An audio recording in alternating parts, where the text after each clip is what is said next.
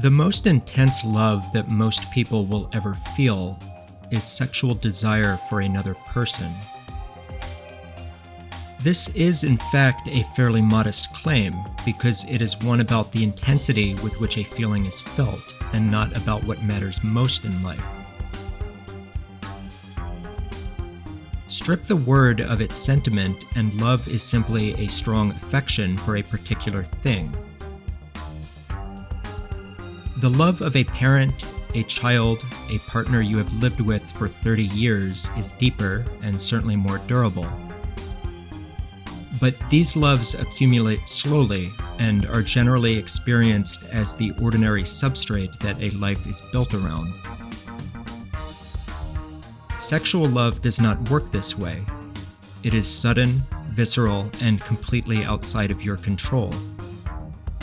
The intensity of sexual desire is, to many religious people, somewhat embarrassing. Desire belongs to the body,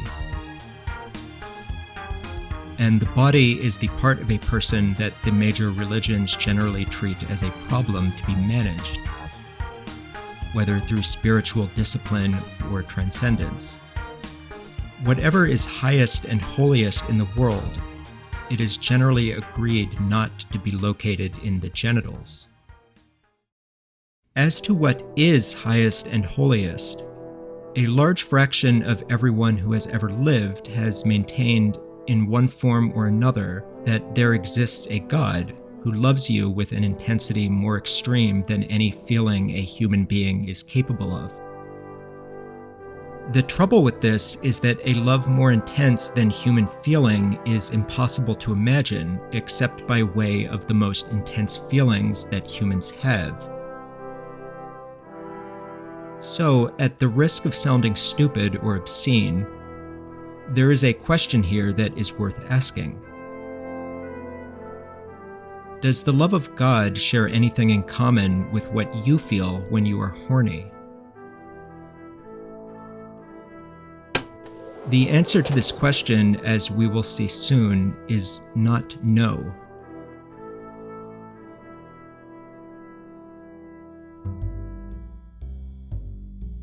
The English language has one word for love. The ancient Greeks had several. The two that are relevant for this video are agape and eros. Agape is the love that gives while asking for nothing. The closest word we have for it is charity, and true charity is so rare you might never have even witnessed it, because nearly everything that we call love is a transaction of some sort. Eros, on the other hand, is the love that wants. It is hungry and self-interested. It arises from a desire, identifies an object capable of satiating that desire, and drives towards possession of that object. Its original and archetypal form is sexual. Regardless of whether one is familiar with these terms, most people already understand that there is a distinction, and take for granted that God loves with agape and not with eros. A more rigorous argument would go something like this. To desire something is by definition to not have it. But God, as the infinite ground of being, is lacking in nothing. There is nothing that he could need, and nothing that he could acquire. A being that lacks nothing cannot desire. Therefore, God cannot love with eros. His love must be pure agape. This is a logically sound argument. The only problem with it is that the saints who have claimed to have encountered God directly keep describing it in terms that sound a lot like sex.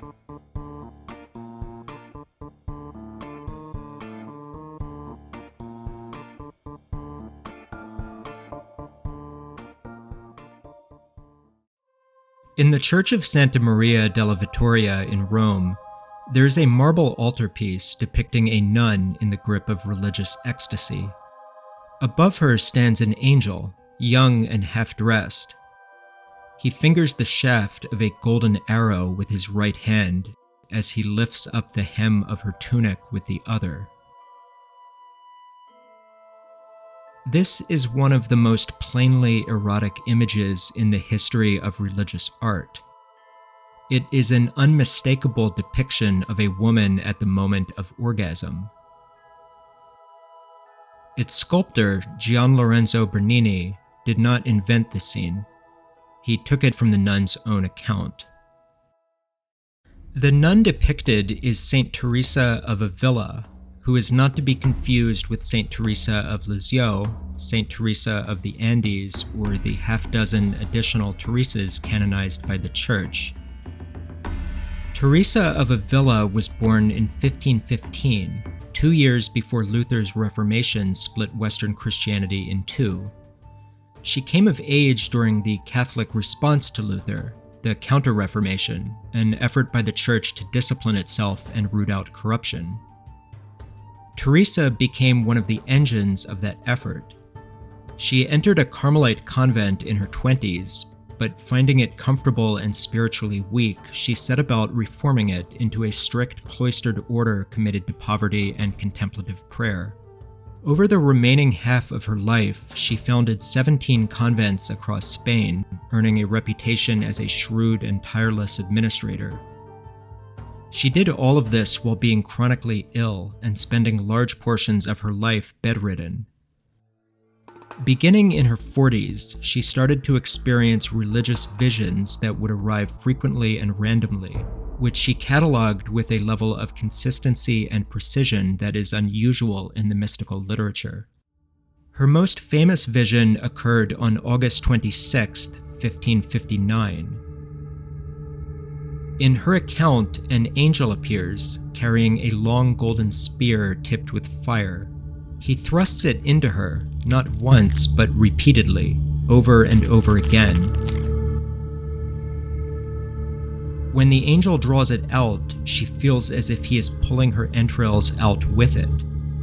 She experiences a pain so severe that it makes her moan, but at the same time it feels so good that she doesn't want it to stop.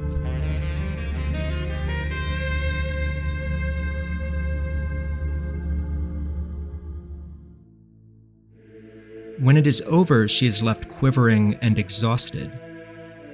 The pain, she insists, was not primarily of the body, but of the soul, though the body shared in it deeply.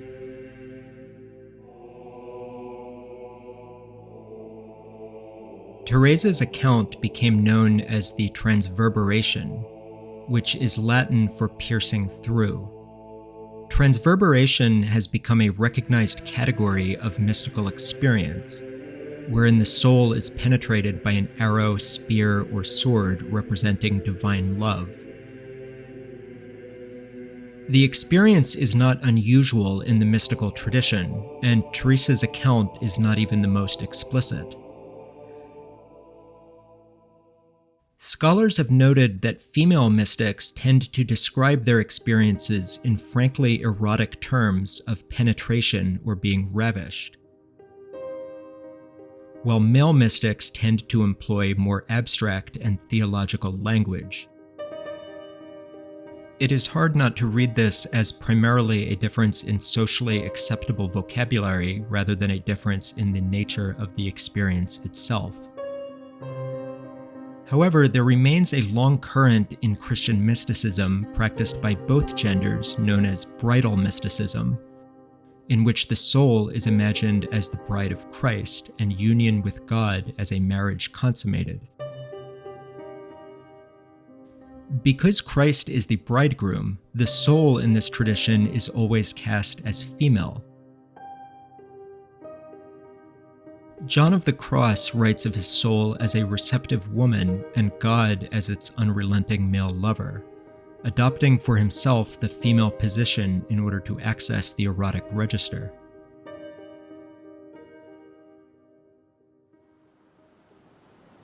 It is also worth noting that the one thing nearly every mystical account shares in common is an adamant insistence that the reality of the experience exceeded all language and analogy they were forced to borrow in order to tell us about it.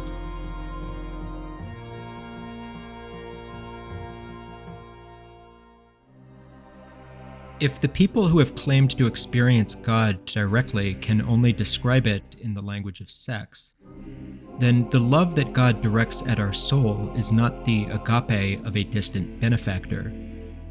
It is closer to the most consuming desire you have ever felt for another person's body. The mystics did not find this entirely comfortable. They describe being wanted by God in the language of something violent happening to your body that you are powerless to stop.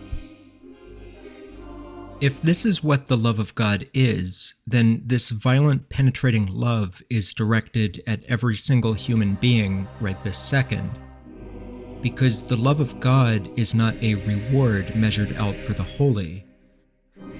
It is instead the basic fact of reality, underlying everything at all times. If infinite violent love is just the cosmic background radiation of the universe, we are faced with a second and I think much more interesting question, which is, why do so few people experience it? Because Teresa of Avila wrote down nearly everything that happened to her, she left behind something exceedingly rare: a detailed first-person clinical record of neurological symptoms from the 16th century. Examination of this record has led most modern biographers to conclude that she may have suffered from temporal lobe epilepsy, specifically a form that is characterized by seizures presenting not as convulsions, but as a flood of overwhelming emotion known as ecstatic seizures. It is thought that the incidence of ecstatic seizures in epileptics is greatly underreported, both because patients fear being perceived as mentally deranged and because the experiences themselves are extremely difficult to put into words. Due to their sheer ineffability, how effectively a patient can communicate the subjective experience of an ecstatic seizure is highly dependent on their intelligence, vocabulary, and power of introspection. What we do know about them is that they are experienced as intense feelings of physical and emotional pleasure and total unity with God or the universe. They are typically described in religious terms even by those who are not spiritual, but are also frequently compared to the bliss of orgasm, although with the caveat that they are infinitely better than sex. Occasionally, the seizures have been known to produce an actual orgasm as a bonus. Ecstatic seizures are almost universally described as life-changing and often result in patients no longer fearing death or lifelong atheists becoming actively religious. One of the challenges in treating ecstatic seizures is that patients often have a strong resistance to being cured, regardless of how disruptive the seizures are to their everyday life. Skipping medication to experience the seizures again is common, and patients have been known to refuse surgery for lethal brain tumors known to be causing them. The Russian novelist Fyodor Dostoevsky, who is known to experience ecstatic seizures, told a friend that he would trade 10 years of his life, or perhaps even all of it, for a few more seconds of such bliss. In between seizures, patients with temporal lobe epilepsy often develop a particular cluster of new personality traits, which are distinct enough that it has its own name, Geschwind Syndrome. Its features are specific and strange: obsessive preoccupation with religion and morality, reduced or non-existent sex drive, and a compulsion to write, often and at enormous length, most frequently about religious matters. A retrospective diagnosis of Geschwind syndrome has been suggested for a great number of famous mystics and religious leaders, including the Apostle Paul. Does this mean that religious ecstasy is nothing more than a neurological disorder? This is the part where most Christians would tell you that it isn't, but by any useful definition of the word disorder, the answer is plainly yes. However, to end our inquiry here would be to make a category error. The actual question is not whether these experiences have a neurological basis. Everything that we experience, from grief over a loved one to the taste of licorice, all have a neurological basis, and this tells us nothing about whether they are experiences of something real. The brain is how we engage with everything in reality. To point out that an experience is caused in the brain tells us no more about its reality than the fact that a telescope is made of glass tells us about the stars. And there is a particular view of the brain that its function is not as the source of consciousness, but as a limiter of consciousness. That it evolved to throttle the vast field of available reality down to the narrow spectrum an animal needs to find food, reproduce, and avoid being eaten. Aldous Huxley speculated that the brain acts as a reducing valve, by continually screening out most of what is real, in order to keep the contents of the universe from arriving all at once and flooding a mind until it cannot act. This is backed up by a great deal of modern neuroscience. We know that the brain receives vastly more information than conscious awareness can accommodate, almost all of which is discarded before it ever reaches conscious experience. The sensation of your clothing on your skin is suppressed for this reason. It is constant and repetitive, so the brain filters it out. A recurring theme in monotheism is that the direct, unmediated presence of God is something that the human animal is not built to handle, and that the apparatus of religion and ritual exist largely as a system of mediation, a way of holding the infinite at enough of a distance that a finite creature can sit in the same room with it.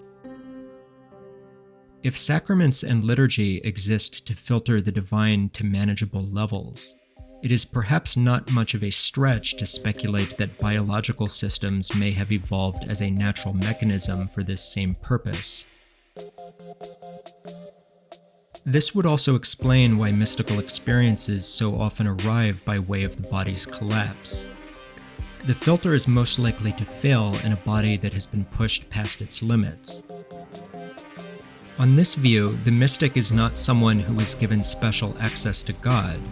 She is someone in whom, through epilepsy, excessive fasting, or mental illness, the mechanism has stopped working, allowing for a few moments more of the stuff that reality is made of to slip through than the brain is normally designed to permit. There is little evidence the mystics are selected for virtue. Many were difficult, broken people, frequently insufferable to be around, and virtually all of them would meet the modern criteria for neurological illness or personality disorder. On the physical level, their experiences appear to be something like mechanical failure, essentially an accident, which seems, at face value, devastating to any religious reading of the mystical experience. Even granting that something genuine about reality broke through, there would be nothing uniquely saintly about the experience itself. Anyone with the same neurological disorder or lesion in the brain may have encountered the same thing. At the level of the brain, there may be little difference between a holy saint and a schizophrenic screaming about God on the bus. To canonize a mystic is to believe that the experience was chosen for them for a reason, that it carried some spiritual purpose into the world. Once theories of epilepsy or mental illness are introduced, then the most influential religious experiences in history begin to look less like acts of divine providence than accidents of gray matter. This is where a doctrine known as secondary causation becomes relevant.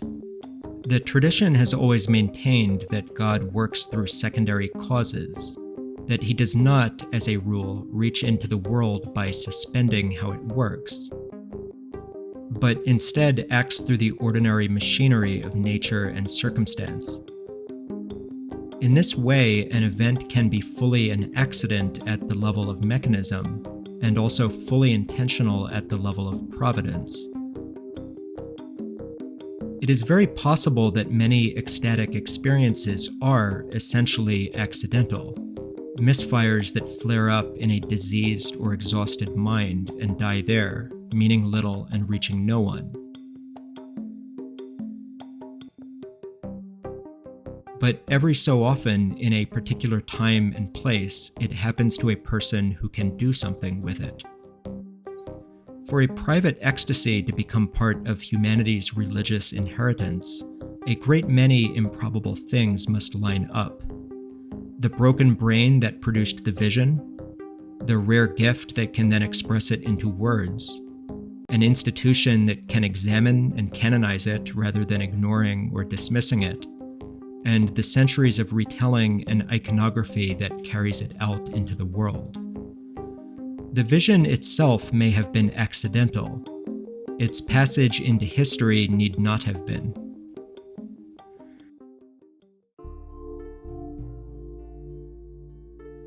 If the experiences of the mystics are real, then you are, at this very moment, the object of an attention so total and undivided that the people who felt even a fraction of it were destroyed by it, even as they called it the love of God.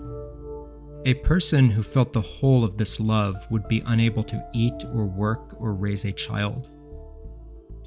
Separation from this love is the precondition for everything that we experience as human. It is what allows a person to act at all. It is not possible to create anything, to make moral choices, or to take part in a story that is still unfolding while one is being violated by divine love. All of history occurs in the space that this reprieve holds open, and what we experience as God's absence may be the only form of His love that we are able to tolerate. When the veil is lifted, there will be no history left to inhabit.